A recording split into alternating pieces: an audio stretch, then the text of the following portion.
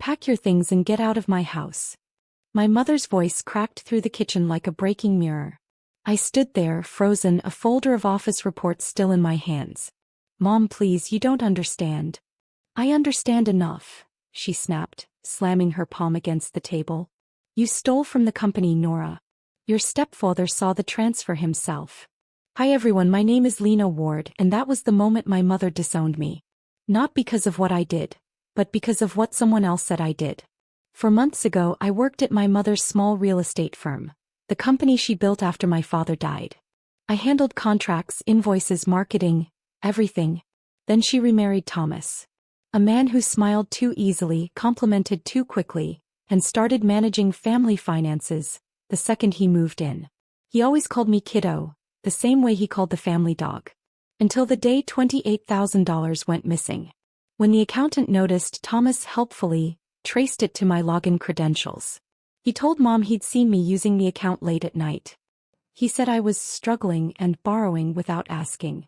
I begged her to check the security footage, to call the bank herself. She refused. You've always been jealous of Thomas, she said. Then she fired me, from her business, from her life. That night I packed a single suitcase and left. No apology, no explanation. Just silence. But here's the thing about silence. It gives you space to see what's real. And in those 4 months I found it. Every forged transfer. Every email he sent from my computer. Every signature he copied from my old documents. I didn't tell her right away. I waited, until the day she'd have no choice but to look me in the eyes again. And when that day came, it started with a knock at her office door. And the folder I'd been waiting to hand her since the night she said I wasn't her daughter. I walked into her office at exactly 9 a.m., the same way I used to before she fired me. Same perfume on her desk. Same silver-framed wedding photo of her and Thomas smiling like they hadn't already destroyed me. Mom looked up, startled. Lena, what are you doing here? Her tone wasn't warm. Just careful. I placed the folder on her desk. You fired the wrong person. Thomas froze beside her, pretending to scroll through his phone. He didn't meet my eyes. Lena, this is not. Open it, I said softly. She hesitated, then did. Inside were printed statements from her company account, cross-referenced with IP addresses and timestamps. The transfers didn't trace back to my apartment like he'd claimed. They came from his laptop, logged in through my old admin profile he'd kept for backup. Then came the photo, a screenshot from security footage. Thomas, late night in the office, signing a wire confirmation with my forged e-signature. Her hand trembled as she flipped through each page. Where did you get this? She whispered. I didn't steal from you, I said quietly. He did. Thomas finally looked up, forcing a smile that didn't reach his eyes. Baby, she's faking this. Stop. Mom's voice shook, but this time not from anger. She stared at him like she was seeing him for the first time, not the charming husband but the liar behind the story that cost her daughter. The silence that followed was heavy. The kind that ends marriages. The kind that starts justice. Thomas straightened his tie, pretending composure he didn't have. This is ridiculous, he said, chuckling nervously. Anyone could have edited those documents. Mom's eyes didn't leave the papers. You logged into Lena's account from my office computer, she murmured, voice shaking. Same night the transfer happened. He took a step forward, hands out like a politician. Sweetheart, she's framing me. You know how she's always wanted to come between us. Enough. Her voice cracked through the air like lightning. I didn't move. I didn't need to. For once, the truth was standing tall all on its own. You told me she stole from me, Mom said, her tone collapsing under the weight of disbelief. You made me call her a thief. You made me. She stopped mid-sentence, like realizing the full cruelty of her own words. Thomas's face hardened. Think about what you're saying, Carol. You'll ruin everything we've built. You already did, I said quietly. He turned toward me, fury flashing behind his fake calm. You think you're clever? You think you can walk in here and destroy me with some printouts? No, I replied. But the bank investigator and your lawyer will. For the first time I saw fear, real, unfiltered fear, flicker in his eyes. The kind that comes when a man realizes the woman he underestimated just became his downfall. Mom pushed back from her chair slowly. Get out, Thomas, she whispered. He didn't move. Not yet. He was still searching for a way out. But for men like him, the truth is the way out. And he'd already run out of lies. Thomas didn't leave quietly. He laughed, that hollow, confident laugh I'd heard so many times before. You think this will hold up? You think anyone will believe you over me? Mom stood up slowly, shaking. The board already does, she said. He froze. I called them last night, she continued, her voice steadier now. Something didn't add up after your last report. They've seen these documents too. The investigator will be here within the hour. The color drained from his face. For once he had nothing to say. You can't do this, he whispered. You'll destroy everything. You already destroyed everything, Mom said. The difference is she can rebuild it. I felt her eyes on me then, full of 1,000 unspoken apologies. I didn't nod. I didn't smile. I just let her see what silence had made of me. Calm, whole, untouchable. Thomas grabbed his jacket, muttering curses under his breath. When he passed me, he leaned in and hissed, "You'll regret this." I met his glare without flinching. No, Thomas. You will. He left, the slam of the door echoing like an ending years overdue.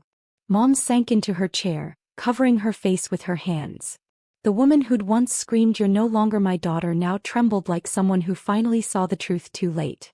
I should have believed you, she whispered. I said nothing. Because forgiveness isn't given, it's earned. And for now, she'd only reached the first step. By the end of the week, the entire office knew. Investigators came and went, briefcases in hand, questions sharp as scalpels. Thomas's name was on every suspicious transaction, every missing cent. His empire, the one he'd built on charm and deceit, crumbled in real time. And the poetic part? He'd used my login for everything. Every lie he told became another nail in his own coffin. The bank report landed on Mom's desk 3 days later. Her signature was shaky as she read it, line by line. When she finished, she looked up at me, eyes red. I let him turn me against you, she whispered. Against my own child. I stayed quiet for a long moment. Then softly, you let him. But I let you. She looked startled. Because the truth cuts both ways, hers and mine. That night, Thomas was escorted out of the firm in handcuffs. His smirk was gone. His suit looked smaller somehow. He tried to avoid my eyes, but I wanted him to see what winning without cruelty looks like. I didn't attend the hearing. I didn't need to. Justice doesn't always come from shouting. Sometimes it comes from proof, perfectly timed. Mom closed the office for a week after that. When she reopened, my name was back on the payroll. Only this time not as her assistant, as her partner. I can't fix what I did, she said, tears in her eyes. No, I replied. But you can start by never doubting me again. And that was enough for now. 2 months later, I received an email with a subject line I didn't expect to see again. Please, Lena. I need your help. It was from Thomas. For a moment I just stared at it. The man who once called me useless, ungrateful, invisible, now typing the word please. His message was long, desperate, pathetic. He'd been blacklisted from 3 firms, his accounts frozen, his reputation shredded by the same people he used to charm. They won't even take my calls, he wrote. Carol won't speak to me. You're the only one who understands how business works. Please, just help me clear my name. I almost laughed. Because that was the final act of men like Thomas. They only remember your worth once they've lost their own. I forwarded the email to Mom. Her reply came instantly. Ignore him. He deserves the silence. Still, something in me wanted to see the look on his face. So I agreed to meet, not to help but to finish it. We sat across from each other in a cafe downtown. He looked smaller, older. The shine was gone. Lena, I made mistakes, he started. I didn't mean to hurt you. I just wanted control of the company. You already had control, I said. You just didn't know how to keep it. He leaned forward, voice cracking. Please. Just one call to the board. One statement. Say I didn't mean it. I looked him dead in the eyes. You meant every word, Thomas. And now every word means something. He blinked fast, trying to keep his composure. People will destroy me. I stood up, sliding my coat over my shoulders. They won't have to, I said. You already did. Then I walked out, leaving him with nothing but the sound of his own undoing. A week after that meeting, Mom showed up at my apartment without calling first. Her eyes were puffy, her voice softer than I remembered. Thomas tried to contact me again, she said. He's lost everything. Even his house. I didn't respond right away. She wasn't here to talk about him, she was here to talk about us. I thought I was protecting my family, she said quietly, sitting across from me. But I let someone else decide who my family was. It wasn't a speech. It was a confession. I poured her tea the same way she used to do for me as a child. We sat in silence for a while, the kind that felt less like distance and more like healing. Finally, she looked up. I don't expect you to forgive me, she said. But I need you to know I've started therapy. I'm selling the house, the one he lived in. I'm starting over. That caught me off guard. Because for the first time she wasn't trying to erase her guilt, she was trying to own it. You don't owe me words, I said. You owe yourself truth. She nodded slowly, her eyes filling. I lost my daughter once. I won't make that mistake again.